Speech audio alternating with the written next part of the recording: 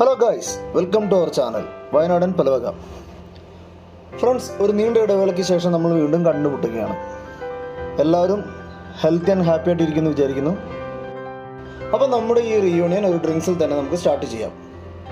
എല്ലായിടത്തും ഇപ്പോൾ ചൂട് കൂടി വരികയാണ്. അപ്പോൾ ഇതിനൊക്കെ പറ്റിയ ഒരു സിമ്പിൾ ആൻഡ് ഹെൽത്തി ആയിട്ടുള്ള ഒരു ഡ്രിങ്ക്സാണ് ഞാൻ നിങ്ങളെ പരിചയപ്പെടുത്താൻ പോകുന്നത്. നമുക്ക് വീഡിയോയിലേക്ക് പോകാം.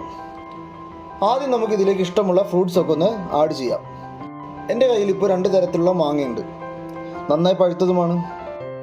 പിന്നെ ഒരു ആപ്പിൾ, കുറച്ച് ഗ്രേപ്സ്, 2 ടീസ്പൂൺ കസ്കസ്. ഇതൊന്ന് വെള്ളത്തിലിട്ട് കുതിർത്തി വെക്കണം.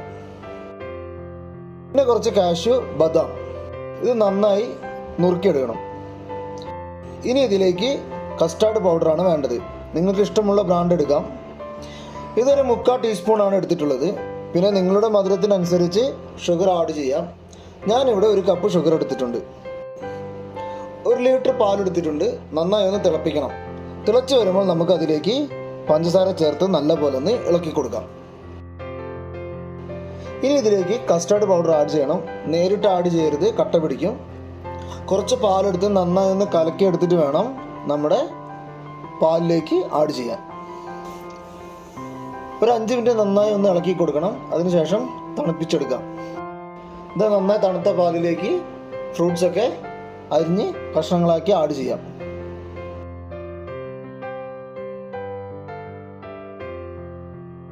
കസ്കസും കൂടി ആഡ് ചെയ്യാം. എന്നിട്ട് എല്ലാം കൂടി നന്നായിട്ടൊന്ന് മിക്സ് ചെയ്യണം. ഇനി നമുക്കിത് സെർവ് ചെയ്യാം. അതിനായി ഒരു ഗ്ലാസ് എടുത്ത് അതിലേക്ക് അല്പം ജാം ചേർത്ത് കൊടുക്കാം. ഞാനിവിടെ മിക്സ്ഡ് ഫ്രൂട്ട് ജാമാണ് എടുത്തിട്ടുള്ളത്. ഇനി അതിൻ്റെ മുകളിലേക്ക് നമുക്ക് ഈ മിക്സ് ഒഴിച്ചു കൊടുക്കാം. ടോപ്പിൽ ഗാർണിഷ് ചെയ്യാൻ വേണ്ടി കാഷ്യൂവും ബദാമും നുറുക്കി വെതറിയിട്ട് കൊടുക്കാം. കുറച്ച് ജാമും കൂടി ആഡ് ചെയ്യാം. ഈ ജാം നമ്മൾ ഇട്ട് കൊടുക്കുമ്പം ഇതിന് പ്രത്യേക ടേസ്റ്റാണ്. അപ്പോൾ നിങ്ങളെല്ലാവരും ഇതൊന്ന് ട്രൈ ചെയ്ത് നോക്കണം. അഭിപ്രായം പറയാൻ മറക്കരുത്. അപ്പോൾ വീണ്ടും കാണാം. Thank you.